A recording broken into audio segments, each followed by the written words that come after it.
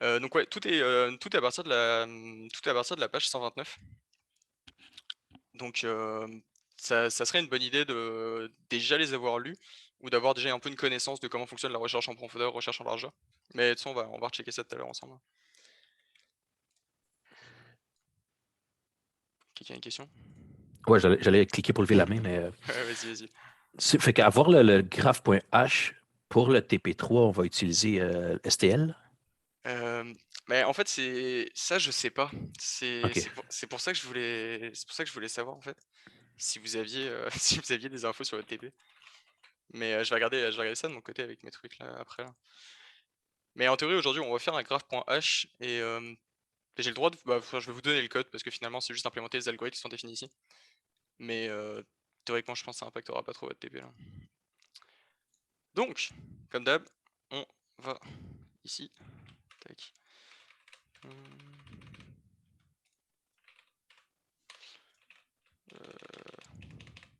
OK. Bon, comme d'habitude, faites votre petit folder machin et on va chercher l'énoncé qui se trouve ici. Donc là, c'est copy link, je vous l'envoie dans le chat encore une fois. Les anciens TP, utiliser les STL. OK, il y a David qui dit qu'apparemment les anciens TP disaient d'utiliser les STL. Mais je crois que normalement vous êtes censé utiliser les STL dans le TP3. Parce que c'est bien beau de la voir, mais faut un peu l'évaluer aussi, il faut la tester quand même. Donc, comme d'habitude, téléchargez le zip du labo 11. Une fois que vous avez ça, vous le décompressez comme d'hab. On va faire un makefile aussi. Non, finesse. Je suis un peu fatigué aujourd'hui.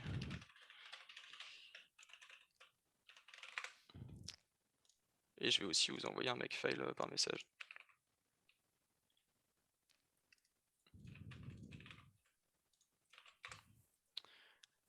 Alors voilà les options du makefile. Donc ça c'est bon. Et on va pouvoir commencer à checker le lab 11. Donc si on regarde un peu le script labo 11.cpp là, cette fois-ci en fait il n'y a pas de test graph parce qu'on va juste les implémenter pour ajouter les sommets là. Et en fait, on va juste s'arranger dans le code pour que le code nous affiche un peu qu'on ait de l'output du code là, des cout pour qu'on puisse visuellement vérifier que nos valeurs sont bonnes. Vu qu'on joue avec des tout petits graphes qui en fait sont les graphes issus du PDF de cours, c'est assez facile en fait de vérifier comme ça, on n'aura pas besoin de les dessiner parce qu'ils sont déjà dessinés pour nous. Donc dans l'ensemble en fait, c'est on va juste regarder pour ajouter les sommets, ajouter des arêtes orientées ou non orientées. Et après faire donc différents parcours, donc parcours en profondeur et après, extraire les composantes connexes.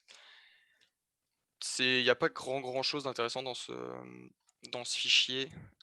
En fait, il y a juste, la ligne 96, en fait, il y a une faute au niveau de extraire composante connexe. Je pense pas que ce soit réellement voulu. Ça on va juste savoir que la ligne 96, faudra la renommer plus tard. Donc si on regarde le graph.h. Donc on a une structure assez simple en fait, où, toutes les méthodes, différentes méthodes dont je vous ai parlé depuis le début et en fait le cœur de l'information va être tenu dans une structure sommet et en fait c'est un sommet, ça va juste être un ensemble de voisins. Donc les voisins sont mis dans un set, donc comme ça ils vont pouvoir être triés par défaut, lors de l'insertion et donc cette structure sommet, on va la sauvegarder dans un arbre map en fait tout simplement, de type, S, donc S étant le type générique de notre classe. Donc à chaque fois, on va avoir des sommets qui vont être triés dans un arbre map en fait. OK? Donc on va avoir à chaque fois on va avoir un sommet finalement, c'est un peu un nœud comme, ce qu'on parle depuis le début, dans le cours. Donc c'est juste un nœud qui va garder en mémoire que, ah OK, j'ai un voisin qui est ici, un voisin qui est ici, un voisin qui est ici. On met ça dans un arbre pour avoir un nombre de voisins qui est limité. OK? Donc c'est pour ça qu'on les met pas on met pas un first ou un second comme ce qu'il y a dans un arbre map là. Cette fois-ci, on veut vraiment juste pouvoir dire, OK, qu'un nœud a, 300 000 voisins, par exemple et donc ça va pouvoir être faisable dans cette structure. Donc les, 1res méthodes qu'on va devoir, implémenter, donc ça va être ajouter sommet, les graphes, tac, tac, tac. Donc là, on a très peu de code finalement et on va regarder juste est-ce qu'il donne ajouter? Non, OK, il donne pas. Donc la première question en fait, c'est comment est-ce qu'on va vouloir interagir avec comment est-ce qu'on va vouloir ajouter des sommets dans notre structure en fait? Hem, est-ce que, heu, est-ce que vous avez des propositions sur comment est-ce qu'on pourrait implémenter cette méthode ajouter sommet? Sachant que sommet avec un S est une map de structure sommet qui contiennent des sets de voisins. Est-ce que quelqu'un a la moindre idée de comment on pourrait faire ça?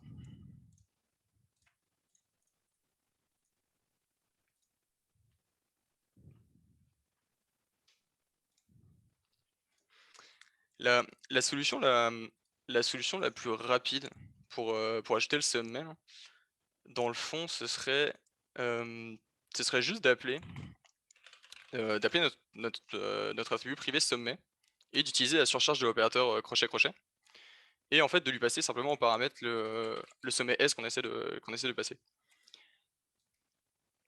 Là, ça, ce que ça fait exactement là, on va juste ajouter le sommet avec la surcharge de l'opérateur et dans le fond, vu que notre map c'est, type S à gauche et à droite c'est sommet, ça va placer l'attribut, donc S à gauche et ça va appeler le constructeur par défaut de notre objet qui est à droite. Et vu que notre objet qui est à droite, c'est un set qui vient de la STL, ça va appeler le constructeur par défaut de la STL et ça va initialiser nos voisins avec le type S en paramètre. OK? Ça veut dire que théoriquement, si je me fais un map de sommet de int, par exemple seulement des int là, ça va appeler le constructeur par défaut du int à droite in fine là. Donc en fait, on va arriver avec un map où on aura inséré notre sommet et la valeur par défaut sera 0, puisque la valeur par défaut du constructeur int c'est 0.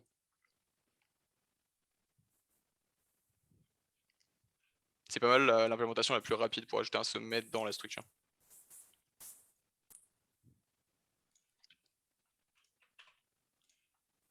C'est qui a un Est-ce que vous avez des questions par rapport à ça là?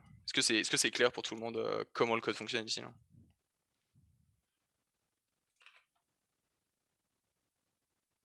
Ouais, c'est bon. OK.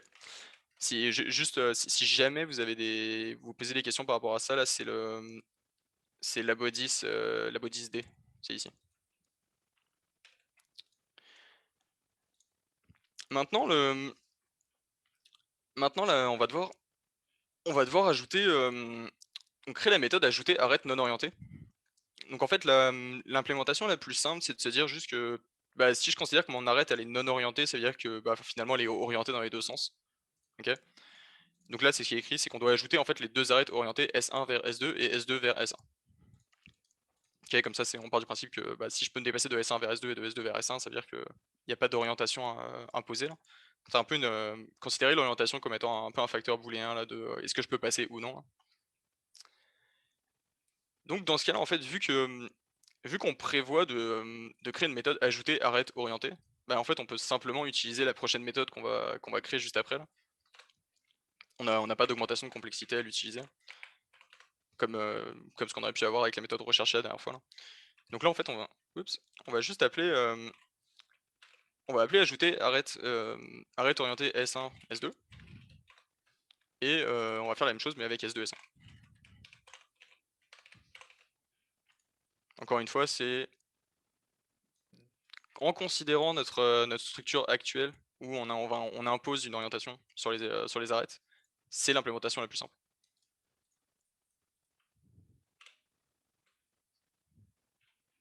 Est-ce que vous avez des questions par rapport à ça, là? Moi je pense pas, normalement ça devrait être tranquille, mais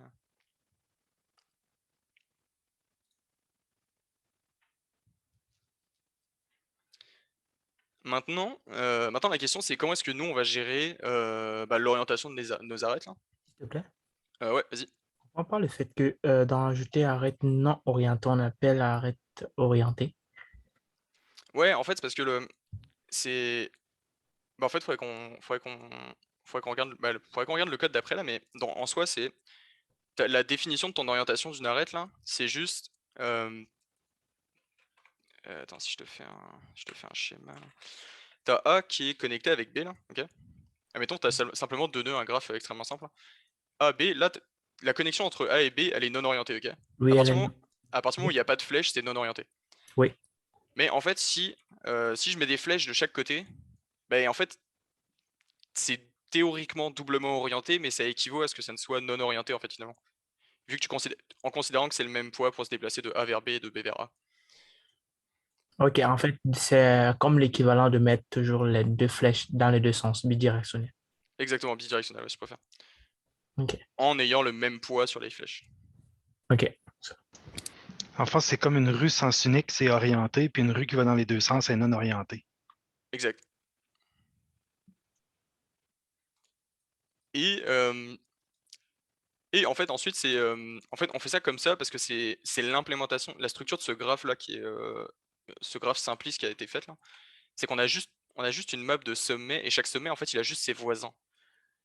Donc en fait, finalement, si tu considères que A, dans notre graphe non orienté AB, là, ça veut dire que A point voisin, on aurait B en fait ici. Ok, on aurait une liste B, mais admettons je te mets un C à gauche là, ça va être plus simple pour l'exemple. Les voisins de A, ça veut dire que ce serait B et C. Et les voisins de B, ce serait simplement A. Ok, et pareil pour C en fait. Donc en fait, notre structure interne va ressembler à ça. Et en fait, c'est pour ça qu'on veut le mettre dans les deux sens en fait, parce que si tu définis pas que le voisin de A c'est que B est le voisin de A et que A est le voisin de B, là dans ce cas-là, t'auras une, euh, une arête orientée. Par exemple, juste pour si je fais le schéma comme ça, que je mets une arête orientée et une arête non orientée, ça veut dire que les voisins de C on a A, ok, mais A n'est plus voisin de C en fait. Dans les voisins de A, j'ai pas la lettre C. Ouais, merci. Excellent. Donc, en fait, donc maintenant simplement pour ajouter l'arête orientée, en fait, je voulais pas mal expliquer ici.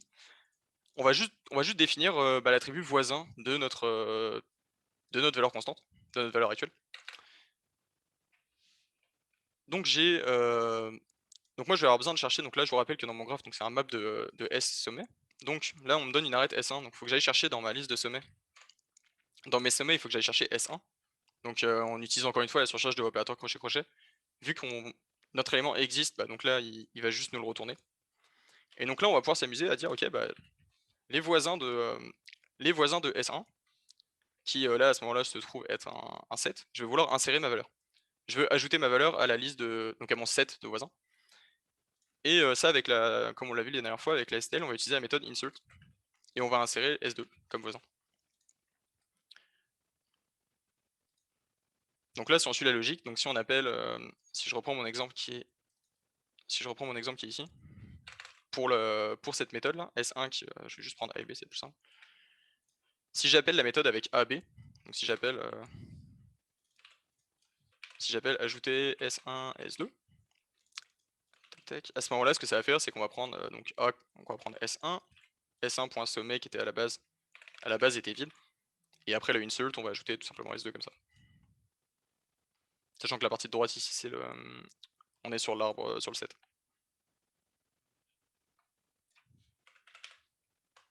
Est-ce que vous comprenez bien?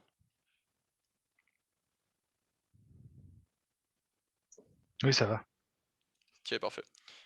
Et donc en fait, c'est vu qu'on utilise du code extrême, vu qu'on a seulement une seule insertion de S1 vers S2 ici, c'est pour ça qu'on l'appelle ici deux fois pour pouvoir faire les deux inserts de chaque côté.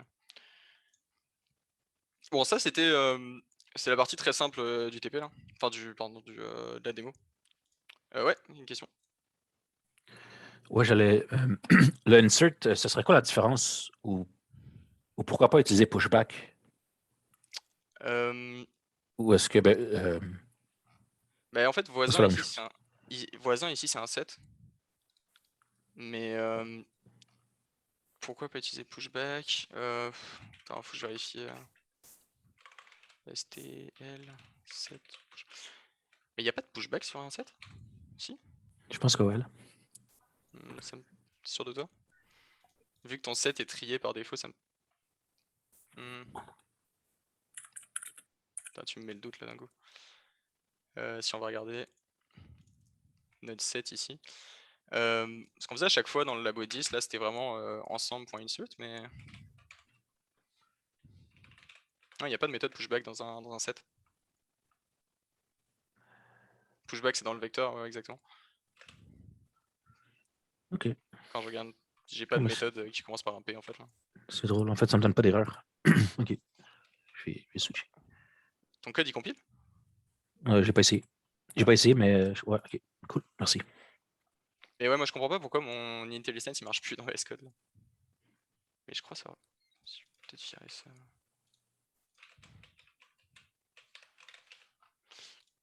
Parce que là, moi si je fais.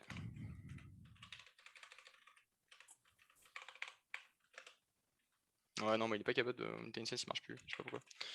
Bon, c'est pas grave. Donc maintenant, ouais, ça, ce que je disais, c'est que c'est. En fait, ça, c'était la version. La partie la plus simple du labo. Maintenant, en fait, on va devoir se concentrer sur le parcours recherche en profondeur. C'est le premier qu'on va commencer, le premier qu'on va implémenter. Et pour ça, je vais vous remontrer le cours. Tac. Alors, on va faire ça. Est-ce que j'ai perdu? Non, gars.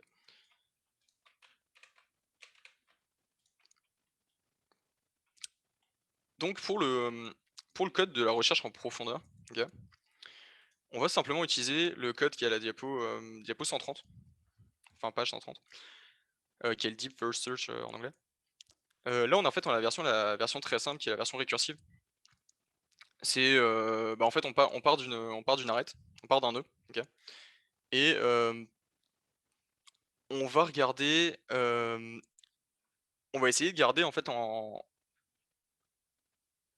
ok, en fait on va regarder les voisins de ce nœud, ok. On part de A, ok, on part de A au milieu de l'écran là. On regarde c'est quoi les voisins de A, on a B et E à chaque fois tout en respectant évidemment les orientations des arêtes là. Donc là c'est parfait parce que vu que notre structure, les voisins respectent par défaut l'implémentation de l'orientation, le voisin en fait, C ne sera pas un voisin de A donc il va pas rentrer dans la liste. Donc on va prendre A, on va faire ok les voisins c'est E et B. Et là je regarde, je fais ah, ok bah je dis que je vais mettre un marqueur sur A pour dire ah ok A je l'ai déjà visité. Parfait. Et après on va sur B, sur E de façon récursive. Je prends les voisins de B, donc là les voisins de B c'est C et F. Et après on va répéter de façon récursive à chaque fois d'aller sur un nœud après, regarder les voisins et juste mettre des marqueurs sur tous les nœuds qu'on a déjà visités. Et on va simplement s'arrêter quand on aura plus un seul nœud qui n'aura pas déjà été visité. Ok. C'est une recherche simple. Ok. Je pense qu'il y a pas de grosses difficultés là-dessus. Là. Est-ce que tout le monde comprend bien la logique de l'algorithme là? Vous avez le pseudocode qui est ici là, qui fait 6 lignes.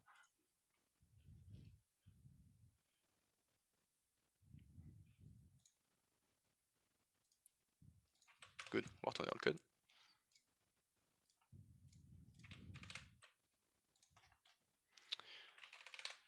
Hop. Donc en fait, si vous avez compris que là, fallait qu'on utilise du code récursif, bah, en fait, la première chose qu'on va faire, en fait, c'est on va avoir besoin on pourrait appeler de façon récursive la méthode parcours recherche profondeur avec l'élément S, par exemple. On pourrait le faire le code de cette façon-là. Je voudrais juste en fait l'externaliser dans une autre méthode. Ce que en fait, vous allez comprendre juste après, une fois qu'on va commencer à le coder, mais on va avoir besoin d'une autre méthode parcours profondeur récursif.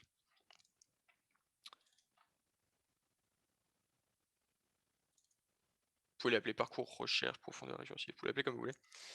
Mais il faudra déclarer une nouvelle méthode en fait dans le fond. Et donc cette nouvelle méthode, vu qu'on la déclare, faut qu'on la rajoute en haut. Ça va être évidemment une méthode privée. Ok. Comme toutes les méthodes récursives qu'on a fait jusqu'à date là. Donc vous ajoutez vous l'appelez comme vous voulez là, vous l'appelez Toto, Tata, Tutu là. Qui prend évidemment une référence constante et qui est une méthode constante. Maintenant qu'on a donc cette méthode récursive, qui est externalisée du code, vous allez comprendre juste après. La première chose qu'on a vu dans le code en fait c'est on part d'un nœud, ok, et donc là ça va être mon nœud S qui va être ma racine en tant que telle. Et ma racine en fait il faut absolument que je définisse un marqueur comme étant ah ok ce nœud a déjà été visité, ok. Donc on va déjà on va aller chercher ce nœud dans notre structure. Donc là on nous passe une référence vers un élément S, mais nous tout est sauvegardé dans notre structure sommet. Donc faut qu'on aille chercher notre sommet. Donc on peut utiliser, bon, on peut utiliser comme d'habitude là, sommet crochet S ou alors une autre implémentation, c'est sommet.at_s. En fait, .at qui va nous .at qui est la méthode qui va nous retourner, qui va retourner une référence vers la valeur. Donc comme ça, à partir du moment où on a notre référence sur la valeur, on va pouvoir utiliser directement. On va pouvoir aller modifier l'attribut de cette variable. Et donc là, il nous faut un marqueur pour dire que ce nœud a été visité. Donc on va, par exemple, on va dire is visited ou est visité en français. Je vais mettre en anglais, c'est plus simple. Is visited est égal à true. ok. Cet attribut, évidemment, faut qu'on le rajoute à notre structure. Il faut qu'on puisse définir que que notre nœud, si on l'a visité, faut qu'on ait notre marqueur. Donc si vous retournez dans votre structure sommet, en fait, si je me trompe pas, c'est ce qui est écrit ici. Ouais, non, c'est autre chose. Ça. Ah oui, c'est pour l'utilisation des nœuds, des poids. Donc ici, il faudrait rajouter un booléen qui s'appelle donc le nom de votre variable. Et en fait, là, je vous le dis tout de suite, je sais que ça, si on laisse ça comme ça va planter. Ça va nous dire que C++ n'est pas capable d'aller sur cet attribut du sommet. Je sais pas pourquoi. La seule solution que j'ai trouvée, c'est de déclarer cet attribut mutable. Mais en fait, j'ai pas eu le temps de trouver l'explication exacte de pourquoi est-ce qu'on est obligé de mettre cet attribut comme étant mutable. Je sais pas si quelqu'un a déjà l'information. Est-ce que tu as la définition de mutable? En fait, c'est ça, j'ai pas. Je peux te la sortir si tu veux de Google, mais. On va chercher sur notre meilleur ami Google. Ouais, je vais vous laisser regarder de votre côté parce que en vrai, j'ai juste trouvé cette solution, mais j'ai pas eu le temps de la. C'est écrit dans l'énoncé. Mais non. Oh, mon Dieu. Faudrait que je lise les énoncés un jour. C'est écrit dans l'énoncé d'après quelqu'un. On va regarder.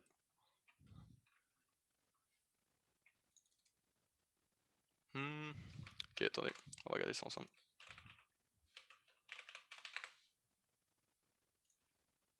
Tac, tac, si on retourne ici.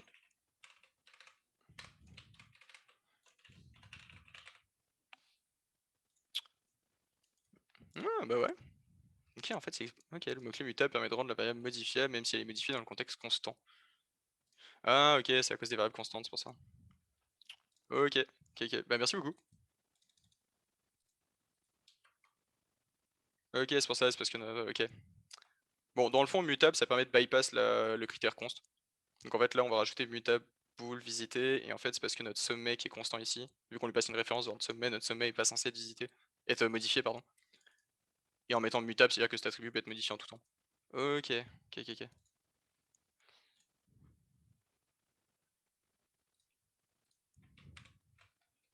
J'aurais dû chercher sur internet avant.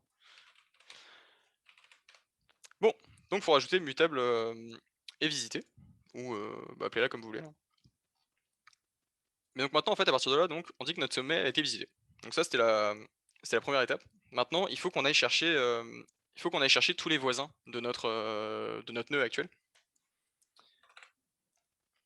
Donc on va forcément avoir besoin d'une boucle for pour parcourir nos éléments. Et là, on va utiliser l'équivalent d'un for each en fait. Où donc nos éléments sont des. Je sais pas si je voulais montrer cette truc, les for each dans les démos.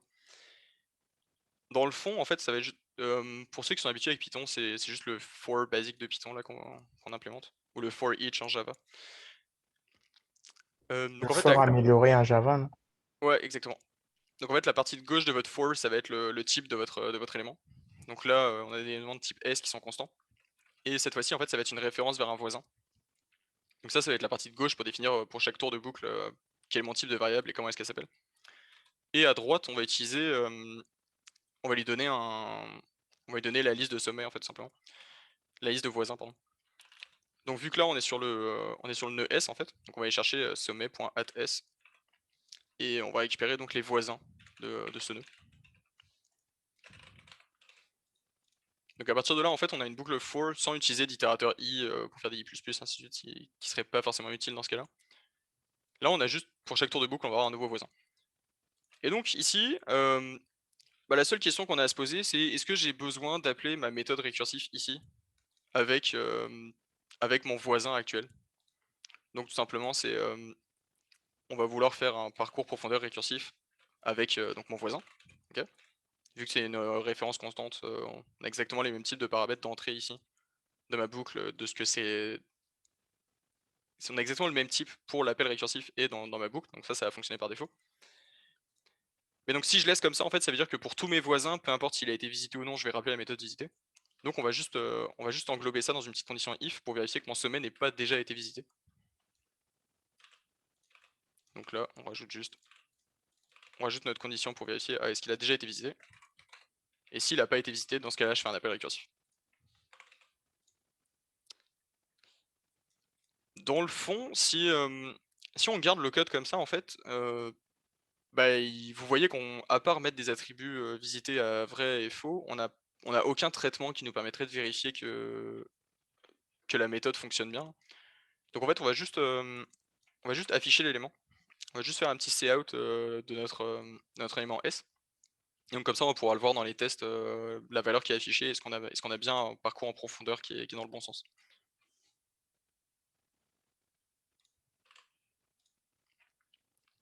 Donc dans l'ensemble, ça c'est notre méthode récursive complète. Mais donc ça c'est la méthode privée. Faut qu'on l'appelle dans notre méthode non récursive. Et en fait, c'est là que vous allez comprendre de pourquoi je voulais détacher les deux méthodes. C'est que par défaut, notre isVisited là, c'est un attribut privé, ok. Mais si j'appelle un parcours en profondeur, je veux pouvoir rappeler mon parcours en profondeur. À la suite, là, je veux pouvoir les appeler plusieurs fois sans que mes nœuds aient déjà été visités. Ok. Donc,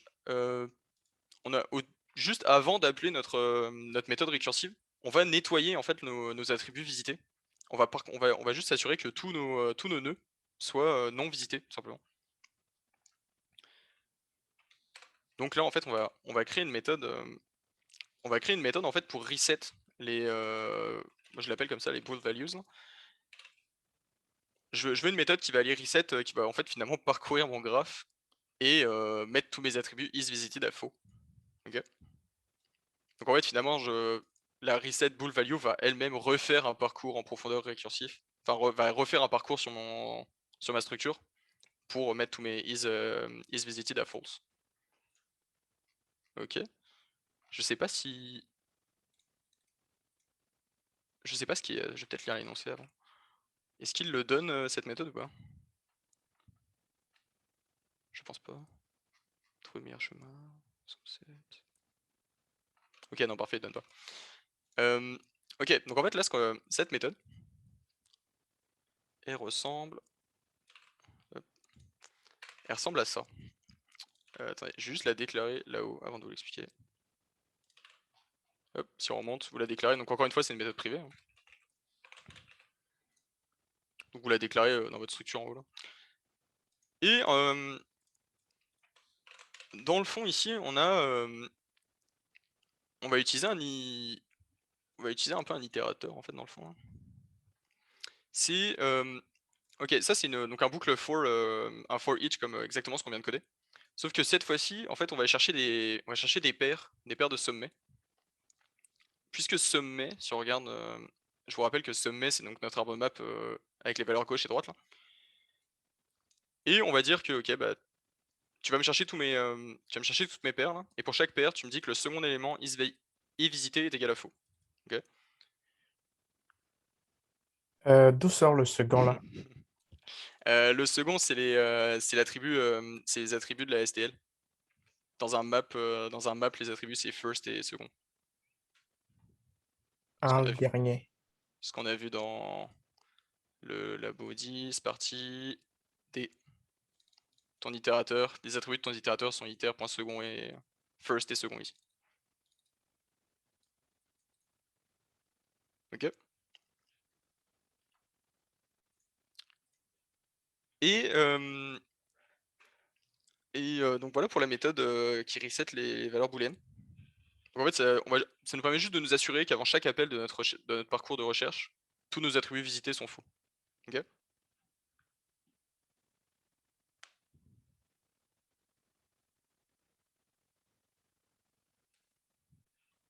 Je comprends vraiment pas la méthode là. La boucle là, ils sont en train de, genre, ils sont en train de tourner dans ma tête. C'est du... Tiens, regarde, à la limite, je sais ce qu'on va faire. Check. On va faire ça. Ouais, non, ça, attends, ça va pas marcher si je fais ça en fait.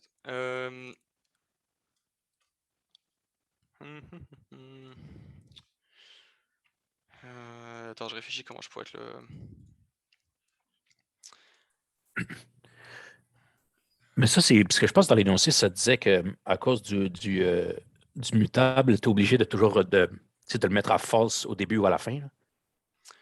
Fait que je pense que c'est ça que tu fais. Tu fais juste Ben, en fait, setter. Oui, c'est. en fait, je comprends le fait de mettre toutes les is visited à false, mais c'est la méthode en fait que je comprends pas. Je savais qu'on devait faire une boucle for, mais je sais pas pourquoi on appelle second ici. C'est Second, le c'est nom du. comme le dernier élément En fait, c'est le mot second qui te perturbe là. Oui, en quelque sorte. Ok, ça c'est la bodies partie D. Dans ton map, first c'est ton int et second c'est ton string. First c'est ton élément de gauche dans ton map, c'est ta clé là. Nous on a fait une structure key value dans le cours. Key c'est ton first et value c'est ton second. Fait que dans ce cas-ci, ton second, c'est ton sommet, là. Ouais, Et à ça, ouais. partir de là, tu peux accéder à visite. Ou is visited. Ok. Là, c'est bon. Merci. Good. Donc en fait c'est ça. Donc faut qu'on reset nos reset valeurs, faut qu'on reset nos booléens. Donc en fait ça vous le faites au début, ça vous le faites à la fin. Et on va le faire. Je vais juste le mettre au début parce qu'en fait on va le rajouter à toutes les autres méthodes qu'on va définir. Donc déjà par défaut vous pouvez appeler votre méthode de reset pour les trois prochaines méthodes. Comme ça on s'assure que nos marqueurs booléens sont corrects. Donc là finalement ça va juste afficher les valeurs, on va pas faire spécialement de traitement quelconque là, mais c'est pas mal juste pour comprendre la logique là. Vu qu'on a décidé de faire des cout dans le code, je vous conseille juste de rajouter un petit cout NDL là, pour ajouter une ligne vide entre les appels de méthode. Comme ça dans votre terminal, quand on va rouler les tests à la fin, vous allez voir un peu les valeurs un peu plus séparées, ce sera plus simple.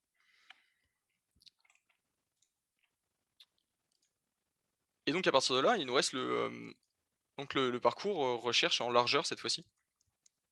Donc là on va retourner dans le code. On va retourner vraiment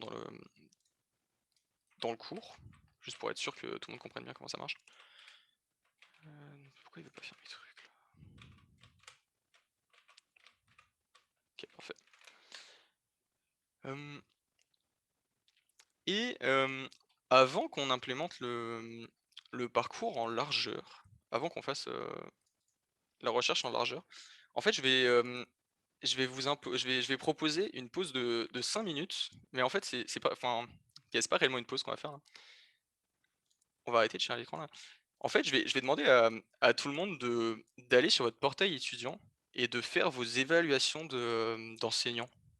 Ok, on va prendre un 5 minutes pour que tout le monde fasse ses évaluations, pour être sûr que tout le monde le fasse. Dans le fond, vous pouvez faire la mienne. Bon, moi, que vous la fassiez ou que vous la fassiez pas, moi, je m'en fiche un peu. Allez faire celle de votre prof. Faites la mienne si vous avez le temps. On va prendre un 5 minutes, ok? C'est important de les faire pour les prochaines années, pour avoir des feedbacks sur les profs, hein. Donc, prenez un 5 minutes pour ça, s'il vous plaît. Et en même temps, je vais faire les miennes. Est-ce que ça vous va comme proposition? Ouais, c'est bon. Donc là, moi, il est 40 chez moi. À 45, on recommence la démo.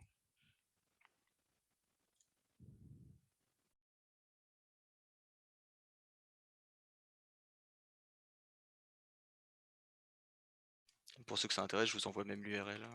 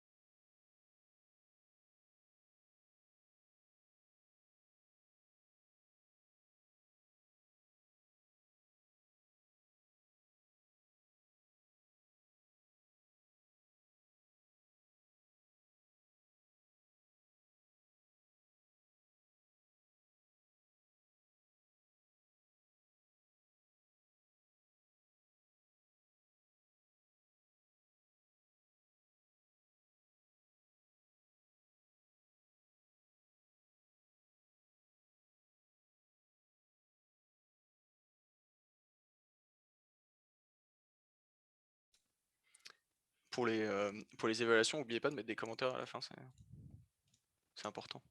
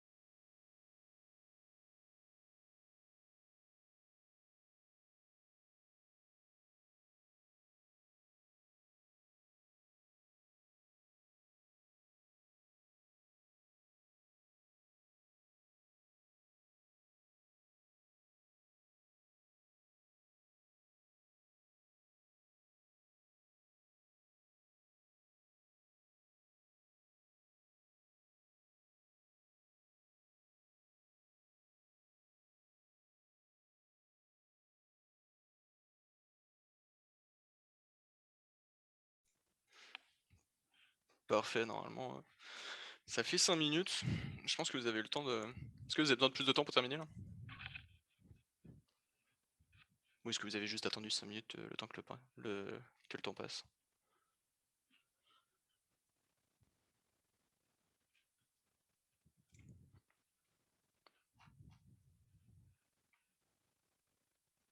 Est-ce que t'as fini, Terry? Je l'avais déjà fait hier, là. Ah, Fait que, ouais. désolé. Non, c'est cool. Bon, parfait. Je pars du principe que vous avez eu le temps de le faire. Bon, dans ce cas, on va réellement regarder le cours cette fois-ci.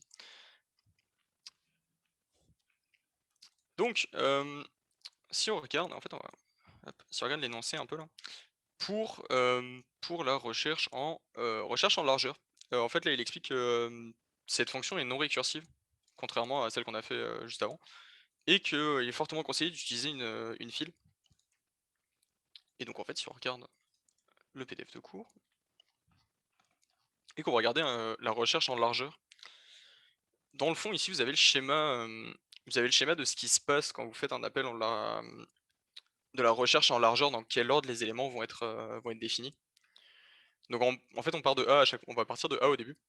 Et l'idée là, c'est j'empile les voisins de mon élément. Et ok, je pars d'un autre base là. Ok. J'empile les voisins. Et après, en fait, je parcours j'enfile mes voisins, pardon. Je parcours ma file. Et pour tous mes voisins, je vais aussi enfiler mes voisins. Ok. Donc en fait, je vais partir de A. Je vais ok, mes voisins c'est B et E. Puis après, une fois que j'aurai visité A, je fais ok, bah, je prends le prochain qui est dans la file. Je prends B. Ok, bah B, les voisins de B que j'ai pas encore dans ma file, bah A il y est déjà donc j'ai pas besoin. Et là, bah, j'ai un nouveau voisin qui est C, donc je l'enfile aussi. Et à ce moment-là, en fait, quand on va chercher le prochain élément dans ma file, bah, en fait c'était l'élément E qui avait été empilé en deuxième. Donc là je prends E et hop, c'est quoi les éléments, c'est quoi les voisins de E et ainsi de suite, on continue de cette façon. Donc là ce que ça montre en fait, c'est que d'abord on va commencer par A, puis B, E, C, F, G, H. Et donc en fait, vous voyez que l'élément D, lui, qui a aucune connexion qui permet d'y accéder, bah lui, il va pas être visité. Ok. Donc si on regarde en fait par couche, en fait, on voit qu'il y a 4 couches pardon, de visites qui sont faites là. Ok. Les petites bulles bleues là, on va considérer que c'est une couche de visite. Ok. Donc l'algorithme est défini ici. Et encore une fois, très simpliste. Hein, là, on a seulement 10 lignes de code cette fois-ci. Et donc on se base sur une file. Donc là, vous pouvez réutiliser la file que vous avez utilisée dans le cours, que vous avez créée dans le cours, pardon. Le plus simple, ça va être d'utiliser la file de la librairie standard. Donc on va regarder le code ensemble. Hein. Est-ce que vous avez des questions juste sur le cours avant qu'on reparte sur le code? J'aurais une petite question. Ouais. Dans ce pseudocode, j'ai pas trop compris le S'. Ça vient comment? Comment on l'obtient? Le S' comme à la ligne 7. Ah, ouais, ça c'est, S' en fait, c'est parce que c'est les voisins en fait. C'est juste que toutes les arêtes, définissant A et qui étant égales la liaison, entre S et S'. Donc en fait entre un sommet et un autre sommet. Et en fait, si cet autre sommet a déjà été visé. En gros, c'est juste le voisin du sommet que tu regardes actuellement. Ok. Le seul voisin ou genre le. Le Non, en fait, les voisins. En fait, parce que là, on définit une arête A entre 2 éléments A et B, en gros, considère. Et en gros, par exemple, mes voisins de A ici, c'est la liaison AE et la liaison AB. OK? Donc en fait, le Ok. S dans ma liaison AB, le premier S, c'est le A et le S' ce serait le B, en fait. Ah, ok, oui, oui. Ok. Ça va. Good. Est-ce qu'il y a d'autres questions?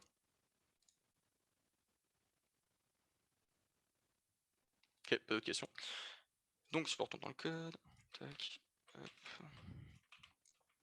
Je vais juste remettre le chat. Moi j'avais écrit un mur pour Karl, vraiment pour Karl. Merci David.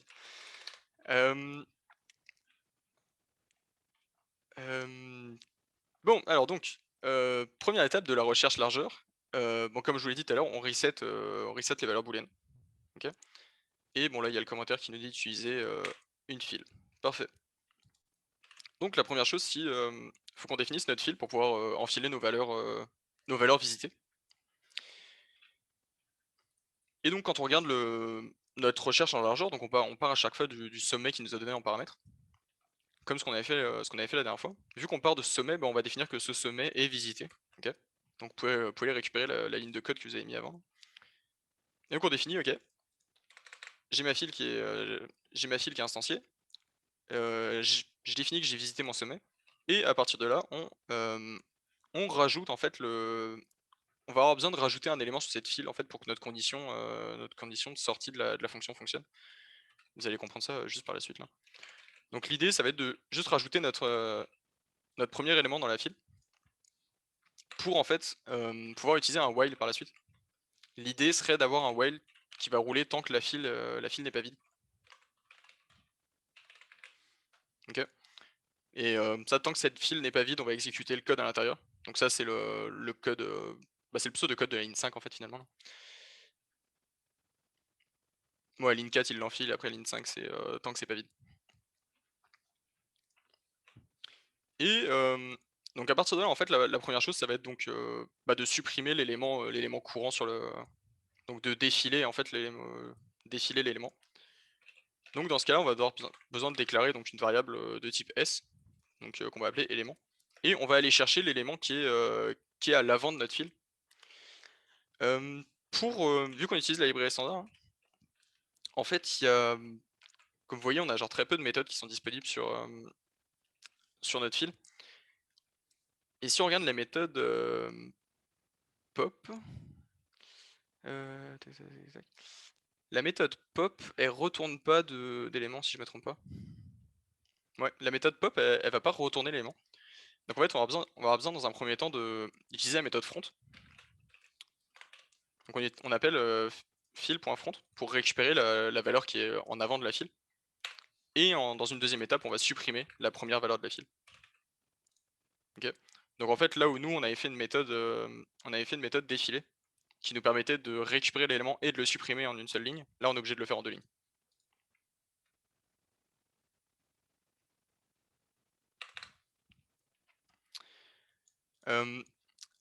À partir de là, donc là théoriquement si on regarde le pseudocode, on en est arrivé à la ligne 6. Et donc maintenant il faut qu'on aille chercher tous les voisins du sommet actuel, donc de l'élément.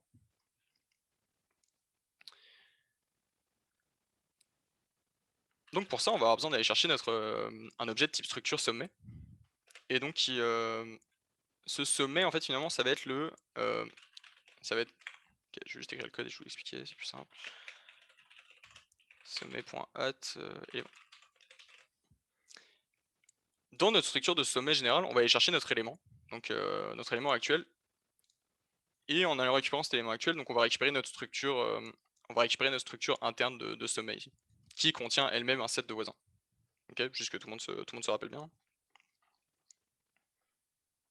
Donc à partir de là, j'ai récupéré donc Parce que là, j'avais mon élément S, mais en fait, moi, j'ai besoin d'un type sommet, donc c'est pour ça que je suis obligé d'aller le chercher dans ma structure. Donc maintenant que j'ai récupéré mon objet de type sommet, je peux faire ma petite boucle, ma boucle for pour vérifier, ah OK, est-ce que mes éléments ont été visités ou non? Donc en fait, ça va être, sensiblement la même chose que ce qu'on a codé tout à l'heure à la ligne, 81 actuellement dans mon code là. Juste, hop. Donc dans le fond, on va créer notre boucle for qui va parcourir donc les voisins de mon sommet actuel. OK? Et on va regarder donc OK, bah, parmi tous mes voisins, est-ce que mon sommet de mon voisin actuel là, est-ce qu'il a été visité? S'il n'a pas été visité, bah, j'annonce qu'il a été visité, tout simplement, et je l'ajoute à la file. On met le marqueur de visite à cet endroit-là parce qu'en fait dans notre boucle while actuellement ne change jamais les marqueurs voisins, is visited là. Donc on est obligé de le faire à un moment, donc on le fait ici là. On aurait pu décider de le mettre au début à la ligne 105 par exemple, parce que dans tous les cas on aurait fait des tours de boucle. Mais, en fait si on avait mis le marqueur au début, ça veut dire que ici notre boucle for, elle aurait enfilé beaucoup plus de valeurs en fait, parce qu'il faut lors de la vérification des autres voisins, on aurait empilé des voisins qu'on avait déjà empilés en fait, donc ça aurait été, un peu compliqué. Donc c'est pour ça qu'on met le marqueur à cet endroit-là. Et donc après on enfile. Et après on peut sortir de la boucle et hop, c'est terminé. Juste pour pour l'affichage à la fin, on rajoute un petit cout, NDL, à la fin de cette méthode. Et en fait, comme tout à l'heure, là, si on regarde le code qu'on a sous les yeux, il fait absolument rien en termes d'affichage là. Donc ce serait bien d'avoir un endroit où on peut afficher cette valeur. Donc par exemple, on peut le mettre au milieu ici, un petit cout de l'élément. Avec, un petit espace là, parce que pour pouvoir les afficher les éléments côte à côte, par la suite. Est-ce que vous comprenez ce code de façon générale? Là, c'est littéralement l'implémentation mot pour mot du pseudocode de la page 130.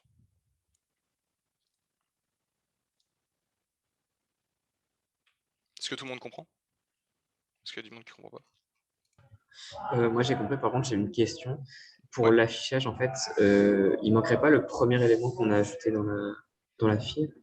Ah non, Non, parce qu'il est dépilé après. ouais, c'est ça, parce qu'en fait, on l'empile ici, on le dépile juste après. Ok, ok, ouais, merci. Est-ce que vous avez d'autres questions?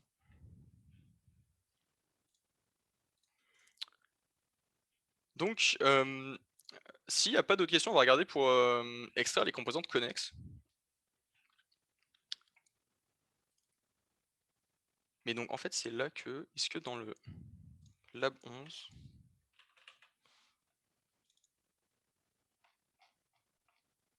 ouais, c'est ça, c'est bien une faute. Ok, la ligne 96, là où c'est écrit composante connexe, renommez-le en composante connexe pour que le code fonctionne. Et on va avoir la même chose dans le code ligne 140 qui est commenté actuellement. Donc pour l'extraction des composantes,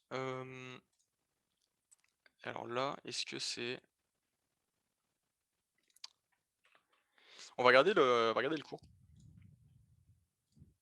Voir ce qu'ils disent.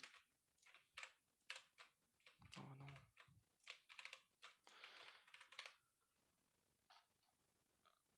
Ok, donc à votre diapo 130-131, vous avez le code de la fonction extract de composante connexe pour, en fait, pour l'implémentation qui utilise un tableau de booléen. Où c'est l'implémentation qui est un peu discutée dans les quelques pages d'avant, donc c'est pas celle qu'on utilise. Donc en fait, finalement, de ce que j'ai compris j'ai pas trouvé tant d'informations que ça, à part l'extraction des composantes fortement connexes avec l'algorithme de Targent. Mais sinon, est-ce que... non, non, non, non. Ici. Les seules informations que là... Tac, tac, tac. C'est de faire l'implémentation simple en premier, puisqu'on va faire la fortement connexe au prochain lab. Donc en fait, finalement, le d'argent, en fait, on le fera la semaine prochaine. Donc c'est pas cette implémentation-là qu'on va faire. Ça va être un peu celle-ci qu'on va modifier. Mais dans l'ensemble, juste comprendre comprendre ce qui définit que 2 éléments soient connexes. Ça veut juste dire qu'à partir de 2 voisins, en fait 2 nœuds sont connexes si, il existe des chemins qui permettent de passer de l'un vers l'autre. OK? Donc en fait, si on regarde, cet arbre ici là, donc forcément en fait ça on va s'intéresser aux composantes connexes d'un graphe lorsque les arêtes sont orientées. C'est sûr que si vous avez un graphe qui est, 100 non orienté, bah là, il y a pas trop d'intérêt à regarder puisque tous les nœuds vont être connexes. Mais par exemple ici, en fait, on a les nœuds A, B, E qui sont eux, connexes entre eux. Mais par exemple, le nœud B et C sont pas connexes parce qu'en fait, on a un chemin d'aller de B vers C, mais on a aucun chemin de C qui nous permet de retourner à B, en fait. Si vous partez de C, vous partez vers le bas, vous arrivez à G, puis à F, puis là, vous êtes bloqué, vous pouvez pas sortir vers le haut. Et C et F sont les seuls points de connexion, en fait, vers la gauche, donc B et C sont pas connexes. OK, donc pareil avec F et G, hein. F et G ensemble sont connexes, mais ils sont pas connexes avec personne d'autre parce qu'ils peuvent pas sortir d'ici là. Toutes les flèches qui arrivent vers eux sont vers l'intérieur. Est-ce que tout le monde comprend bien la dynamique des nœuds connexes entre eux là? Ouais, c'est bon. OK. Donc en fait, dans le fond, juste si on considère un peu ce schéma-là, ça veut dire que un des algorithmes pour savoir si 2 nœuds sont connexes, c'est bah, je prends A, je prends tous les voisins de A de façon récursive. Est-ce que j'arrive à B? Parfait. Et après, je refais la même chose dans l'autre sens. Je pars de B, je prends tous les voisins de façon récursive et est-ce qu'à un moment j'arrive à A? Si de, si ça arrive dans les 2 cas, bon bah ça veut dire ça veut dire que A et B sont connexes. Et après je fais la même chose avec E, avec les autres nœuds et ainsi de suite. C'est un peu l'algorithme qu'on va regarder là. Tac. Parfait, ça va là.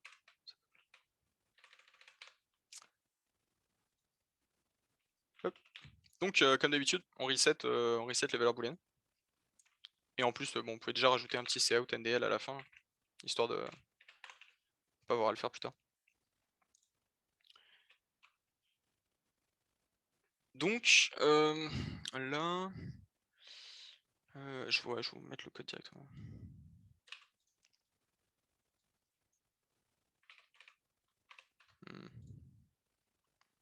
Bon, OK, on va faire ça comme ça. OK, la première étape, c'est tout simplement d'avoir une boucle for qui va nous permettre de parcourir tous nos sommets. Donc là, je vais utiliser la même, un peu la même logique que ce qu'on a utilisé pour les reset boolean value là.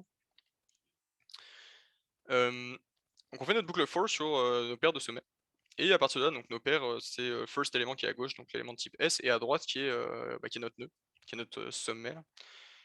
Donc la première chose en fait, c'est, vérifier si mon nœud a déjà été visité. OK?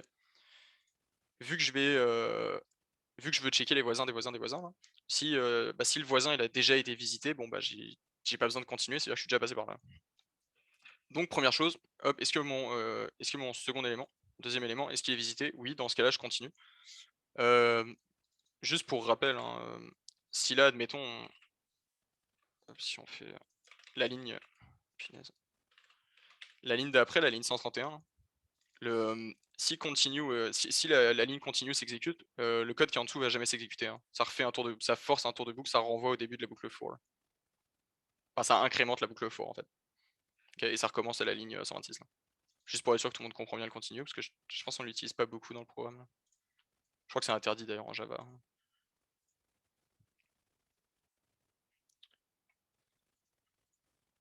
Donc à partir de là, ça nous permet de sauter les éléments qu'on a déjà visités. Et bah là on va faire une file en fait. On va refaire la même chose que tout à l'heure, on va enfiler les éléments qu'on a, enfiler les éléments pour savoir, vers où on va avoir besoin de repartir pour refaire notre visite, récursive là. Dans le fond en fait notre code va grandement s'inspirer du code qui est au-dessus. Donc par exemple au début on crée une file, on définissait que notre sommet était visité et on enfilait la valeur. Bah là on va faire exactement la même chose en fait. On va définir on va chercher notre second élément. Donc notre paire deuxième élément second is visited, on va le mettre à vrai. Parce que là forcément c'est lui qu'on va visiter. Donc vous mettez le marqueur is visited à true. Là où avant c'était un sommet.at_s, bah cette fois-ci c'est un pair.second. Et notre fil, on va faire pareil, un fil.push Et cette fois-ci, c'est quel élément qu'on va push? C'est pas l'élément second, c'est l'élément S en fait, vu qu'on a une boucle sur le sommet là. On va rajouter notre pair.first.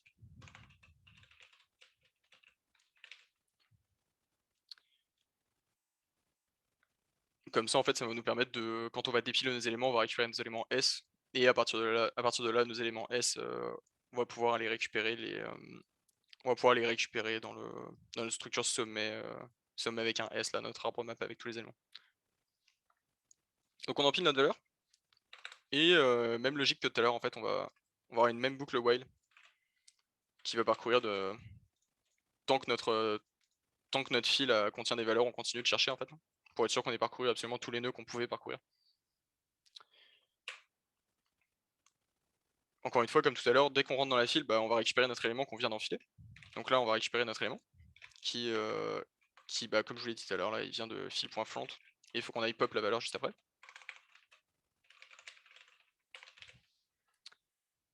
Encore une fois, on fait un petit cout, on va le faire au même endroit. Je l'ai mis ici tout à l'heure? Ouais, parfait. On va faire un cout de l'élément pour l'affichage, pour le debugging à la fin. On affiche l'élément, et à partir de là, on va commencer véritablement le traitement qui va changer un peu là. Moi je dis ça, mais je pense que ça va être exactement la même chose en fait.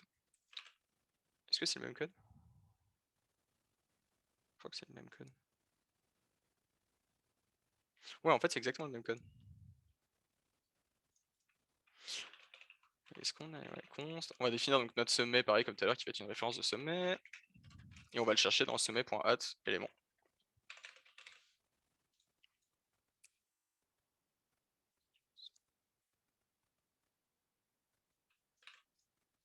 Et donc si on continue, const, hop, une faute.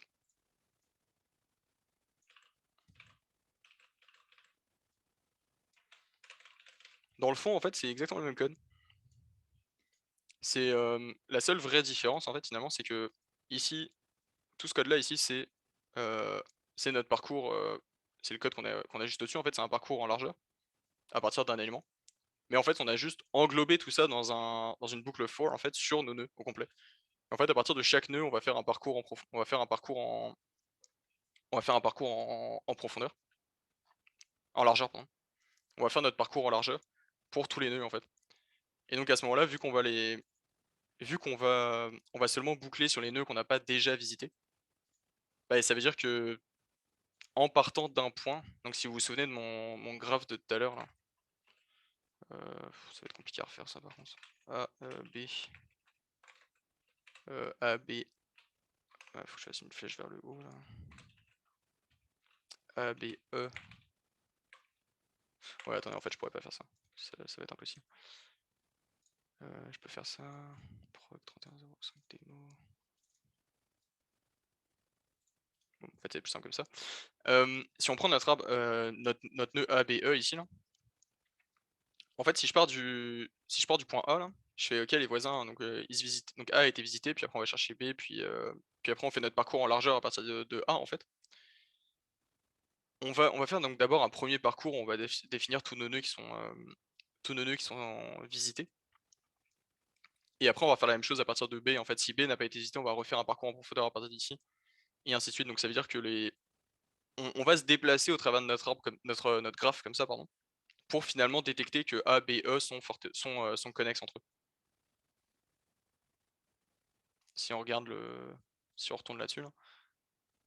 C'est vraiment la condition de est-ce que mes sommets ont déjà été visités au début en fait, hein.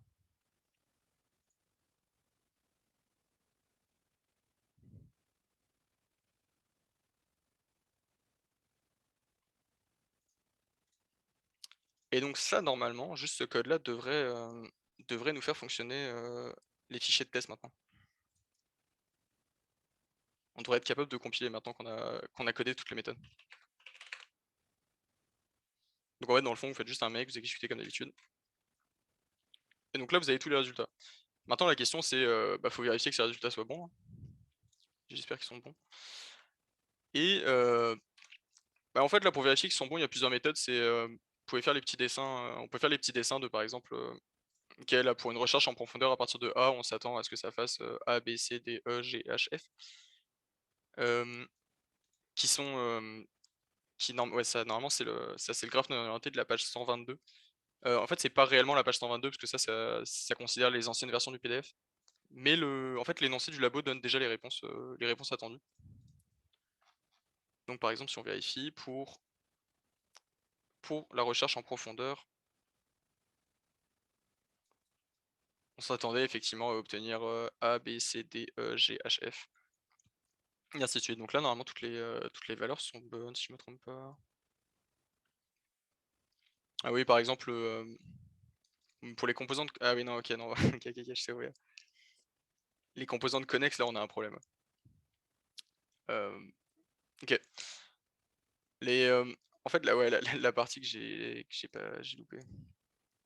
Nos composantes connexes, en fait, sont bonnes, mais là, en fait, elles sont pas séparées visuellement, donc en fait, je veux dire, nos composantes connexes, là, A, B, C, D, E, G, H, machin, X, Y, Z, bah merci, mais ça nous dit pas lesquelles sont lesquelles. Ce qui est fait dans le cours, dans la démo, c'est de rajouter des accolades, en fait, ouvrantes et fermantes pour définir un peu les blocs connexes entre eux. Donc en fait, tout simplement, bon, bah, la première accolade, forcément, elle va être au début, pour définir un peu le. Donc on va rajouter un cout sur extraire composante connexe, ligne 124. Ligne 124, on va rajouter un cout d'une accolade ouvrante, ok, pour définir notre premier ensemble de composantes connexes. Et on va rajouter donc forcément à la fin, là où j'ai mis un cout NDL, on va fermer cette accolade, ok. C'est-à-dire que si cette fois-ci je fais un make, ce que je viens de rajouter dans le fond, c'est juste les accolades ouvrantes et fermantes sur les côtés, là. Ok. Maintenant, ce que je veux, c'est pouvoir les séparer à l'intérieur pour dire, ok, bah en fait, là, en réalité, dans mon code, ce que mon code m'a défini, c'est que c'est A, B, C qui sont connexes entre eux, ok. Bah, tout simplement, en fait, c'est dans mon parcours ici, juste avant de commencer mon parcours, avant de créer ma file, je veux faire un petit cout d'une accolade ouvrante pour commencer mon premier ensemble. Et bah, cet ensemble, je vais le fermer à la sortie de mon while. Ok. Donc mes composantes connexes, c'est toutes celles qui sont trouvées par ce code, en fait, qui finalement est un code de parcours en largeur. Donc là, si j'exécute, est-ce qu'on peut peut-être mettre des espaces? Ok, non, ça marche. Et en fait, là, vous voyez que dans le code, finalement, bah, A, B, C sont connexes entre eux. D, E, F, G, H sont entre eux. X, Y et Z sont connexes entre eux. Et donc là, le prof dit que c'est le graphe non orienté de la page machin. Juste vous sortir le graphe pour qu'on puisse comparer. Est-ce qu'on l'a ce graphe là d'ailleurs?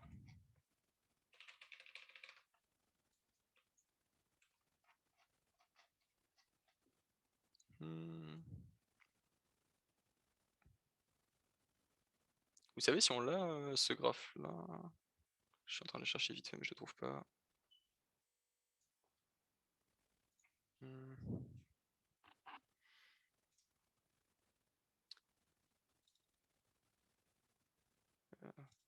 Puis on peut le faire avec. Ouais, celui-là, mais ils sont tous connexes entre eux, on s'en fout. Ouais, je pense qu'on l'a pas ce schéma. Faudrait le dessiner pour vérifier.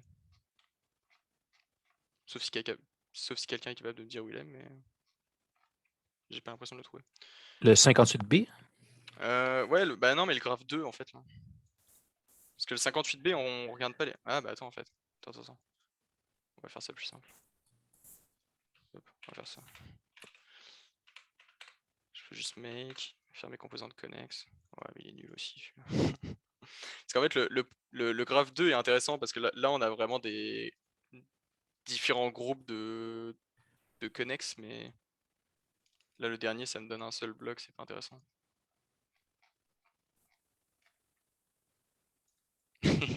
J'en étais sûr que c'était une tâche du labo. Non. Ok, apparemment quelqu'un me dit dans le chat que fallait le dessiner. Est-ce que vous voulez qu'on le dessine? On peut le dessiner. Je peux essayer, ça fait longtemps que je l'ai pas fait. Mais dans le fond, est-ce que vous comprenez le. Est-ce que tout le monde comprend l'ensemble du code qu'on a fait jusque-là, non?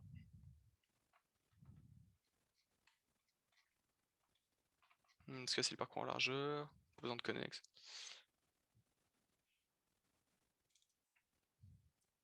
Ok, ouais, ça dans le fond, ok, on a les mêmes résultats que le prof, donc ça c'est parfait.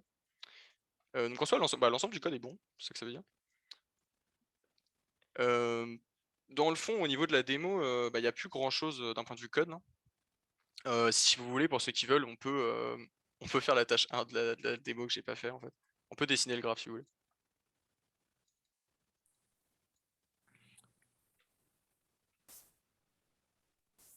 Généralement, ça intéresse pas grand monde. Ouais, Terry, t'as une question? Fait que si on utilise ce code-là en examen, est-ce que c'est du plagiat? Ou c'est correct? C'est ça que je sais pas. Mais en fait, le truc, c'est que je sais pas à quel point en examen vous allez avoir des questions qui vont exactement vous demander d'implémenter par exemple ça là. Mais enfin normalement en examen, vous avez, enfin je sais pas, vous êtes pas censé avoir des questions qui vous demandent d'implémenter, extraire les composantes connexes de A à Z là, pas que je sache en tout cas. Mais ce qui est sûr, c'est que si admettons, les 17 personnes présentes à la démo, vous écrivez tous une méthode reset bool value exactement comme ça avec, admettons là j'avais fait une typo par exemple et j'avais mis un Y et vous avez tous mis exactement la même chose, bon bah, peut-être qu'en examen le prof va trouver ça louche là. Mais après je pense que normalement il y a pas de problème là. Et je pense pas non plus que vous allez apprendre le code par cœur donc je pense pas que ce soit réellement un problème. Et je veux dire au pire des cas, tu sais, je veux dire c'est donné dans les démos donc je veux dire là vous plagiez le cours en fait finalement donc c'est pas tant du plagiat. Sinon vous pouvez demander à Carl pour être sûr, mais je pense qu'il y a pas de problème. Mais c'est toi qui corrige? Ou t'es un des qui corrige? Mais attends, mais tu me demandes pour les TP? Ouais, ouais. Non, non, Ah, mais non, pas l'examen, là. Je pense pas que le prof. OK, OK, OK. Ah, je répondais Ouais. pour l'examen Ok, final, moi je parlais. sorry, non. Pour les TP, bah, en fait, j'espère que pour le TP, ils vont pas vous demander de faire un petit graphe à la main, qui sera exactement comme celui-là. Mhm.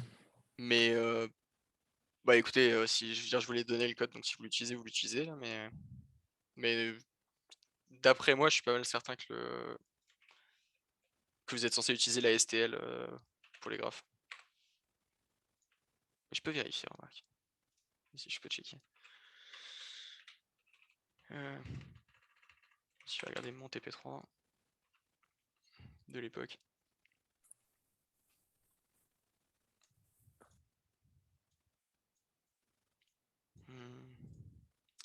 Ouais, sauf que GitLab il veut pas. Bah écoute, ouais, je vais checker. Au pire, bon bah voilà, c'est fait, hein. Mais normalement c'est bon, y a pas de problème. Je suis sûr que le TP3, ça va être genre un mix du TP1 et du TP2. C'est comme installer des stations sur des épiceries ou un truc comme ça, là, tu sais. Non, normalement non, c'est pas. Normalement plus compliqué que ça là. C'est en fait ce que vous allez avoir, c'est globalement tout le temps la même chose là, c'est vous allez avoir une grille avec on va vous demander. En fait, on va vous passer une infrastructure par fichier TXT là qui va vous dire ok bah là il y a un nœud. En fait représenter Google Maps en fait dans les grandes lignes. Ça va être plein de nœuds de croisement avec des coups pour aller à telle distance, machin. Et par exemple, si vous allez devoir partir d'un point A vers un point B et trouver le chemin le plus rapide selon des critères prédéfinis, hein. Par exemple, il y a telle route qui est en travaux, donc vous pouvez pas passer par là, ou alors ça va vous prendre 2 fois plus de temps de passer par cette arête-là. Donc tous les poids des arêtes vont varier. Donc le TP3, c'est généralement du parcours de graphe avec utilisation de Dijkstra ou A-star pour ceux qui sont les plus motivés.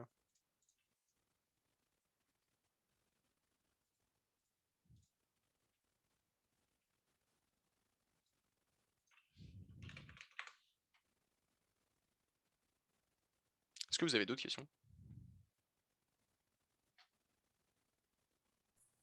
Il y a quelqu'un dans le chat qui demandait de repasser sur extraire Ah. composante. OK. Dans le fond, extraire composante. OK, OK, OK, OK. Je veux juste vérifier. Est-ce que ce que je dis depuis tout à l'heure, c'est vrai? Est-ce que ça, c'est bel et bien le même code que ça?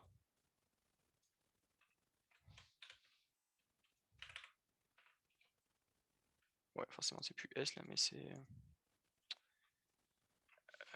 pair.first.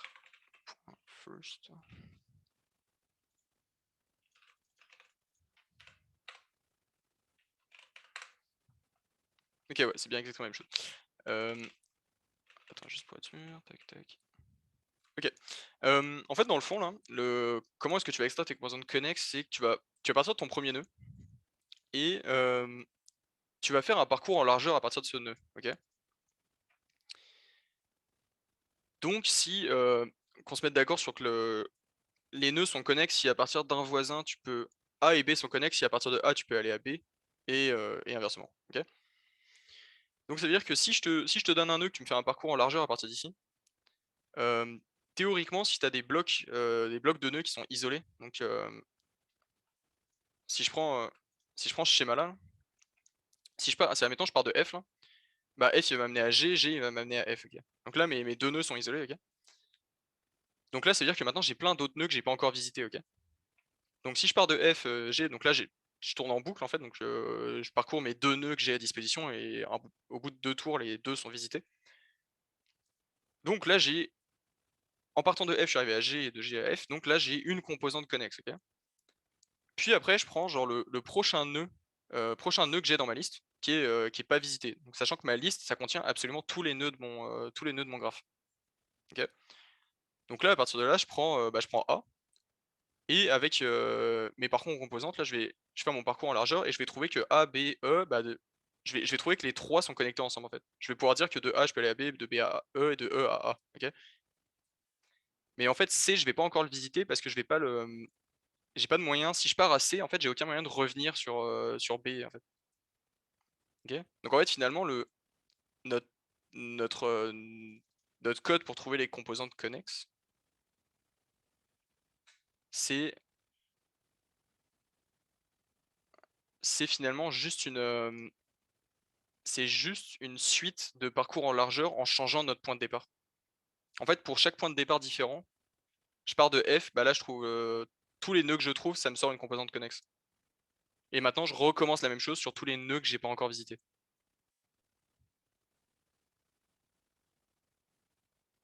Pourquoi ça marche? Parce qu'en fait le parcours en largeur, bah, par définition, tu vas pas parcourir tous tes nœuds. Mais tous les nœuds que tu as visités sont connexes entre eux.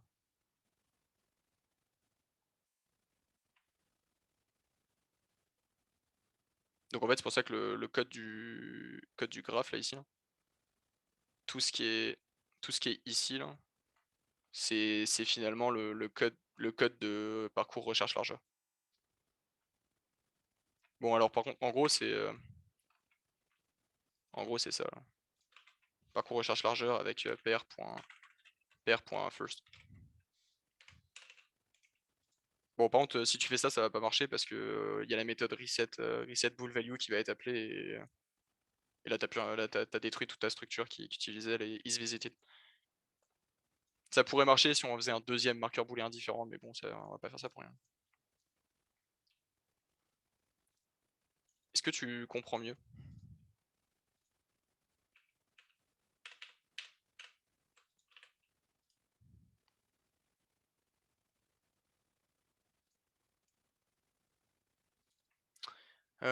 Est-ce que ça marcherait avec un parcours en profondeur? Hem, mmh, Je non, non, en fait, avec un parcours profondeur, ça marcherait pas. Faudrait juste que je vérifie, à moins que je raconte n'importe quoi, mais parce que là, ça ferait non, parcours en profondeur, ça marcherait pas. Parce que ça ferait ouais, ça marcherait pas parce qu'en fait, nous, ce qu'on veut, c'est vraiment tu veux vraiment parcourir les voisins. Tu veux attaquer d'abord les voisins de A. Tu veux vraiment vérifier, à chaque fois que tu vas changer de nœud, tu vas regarder ses voisins en priorité. Tu veux garder l'ordre de visite, en fait, de tes nœuds. Ce que te fait le parcours en largeur et ce que ne te fait pas le parcours en profondeur. Après, je suis sûr à 90 de ce que je dis, hein. Faudrait le tester, mais je suis pas mal certain qu'avec un parcours en profondeur, ça ne marcherait pas. Sauf si quelqu'un a quelque chose à dire par rapport à ça.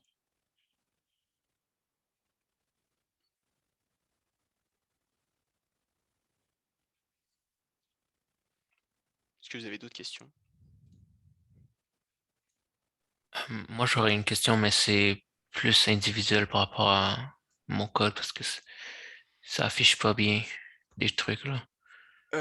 Ton code du labo là? Ouais, Bah écoute, vas-y, pose ta question. Parce que... ok.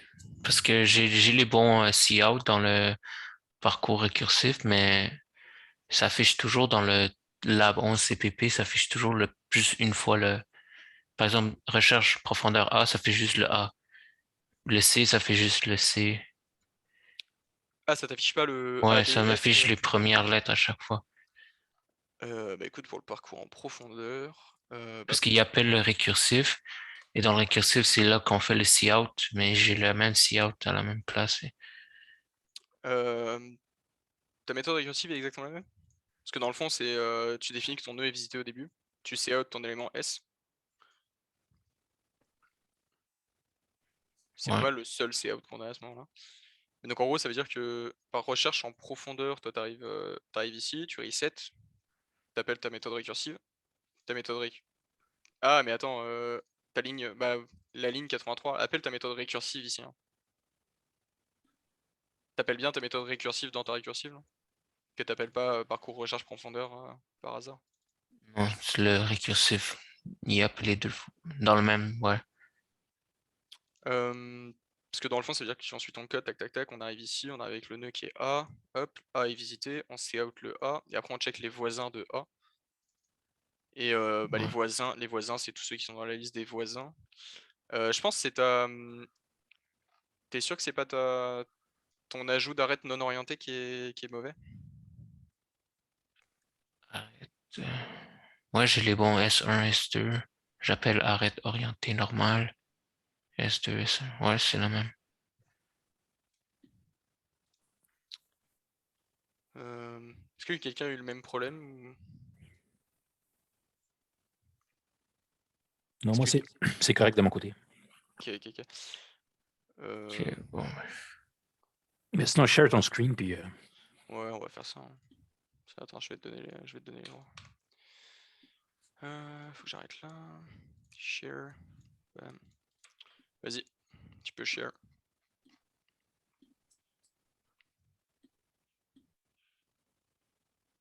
Ici.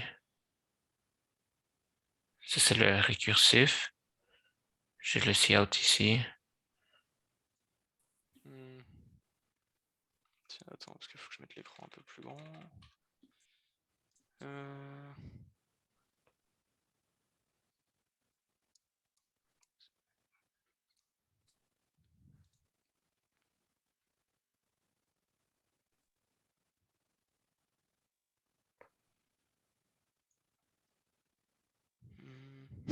Ah, c'est marrant. Pourquoi ça marche pas ton code? Tu peux me montrer ta méthode reset là, s'il te plaît? Ah, ok. Et tout en bas.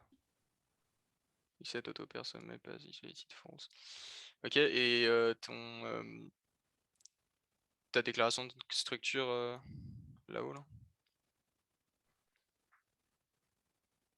T'as un set de S voisin, mutable, tac tac tac.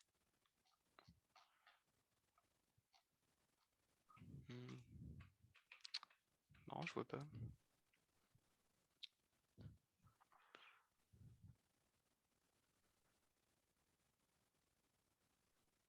Ok, là tu fais ajouter arrêt orienté S1, S2, S2, S1.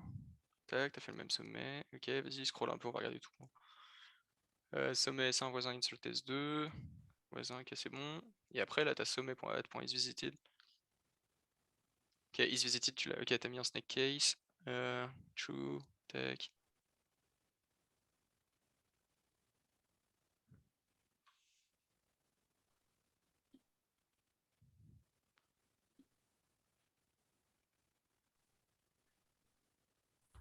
C'est là, ligne 73, c'est pas .add_s, c'est .add_voisin. Parce que là, en fait, tu fais ta boucle for sur tu fais tes for each sur tes voisins, mais tu réutilises tes voisins de ton élément initial. C'est pour ça. Il faut que tu utilises ta variable que tu as créée dans ta méthode, dans ta boucle for.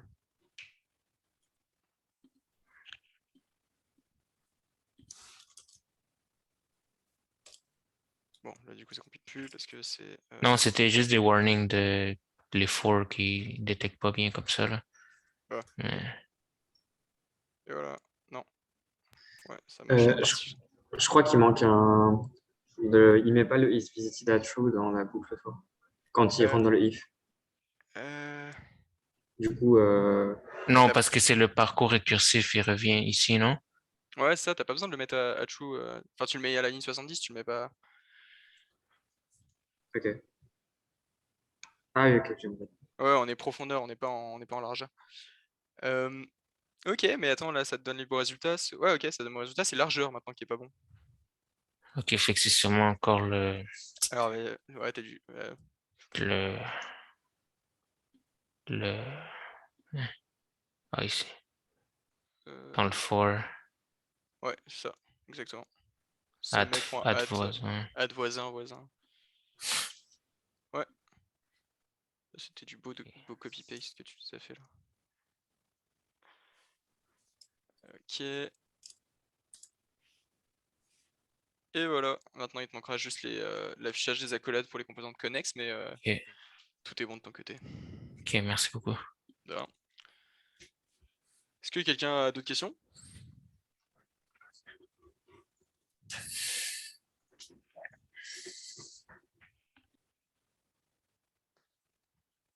Je veux dire, s'il n'y a plus de questions, théoriquement, là, moi j'ai terminé.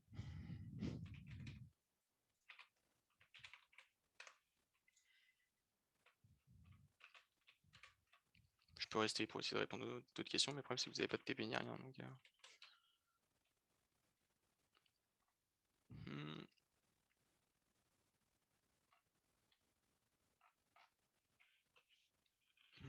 je pense que je vais arrêter l'enregistrement. Je pense qu'il n'y a plus d'intérêt maintenant.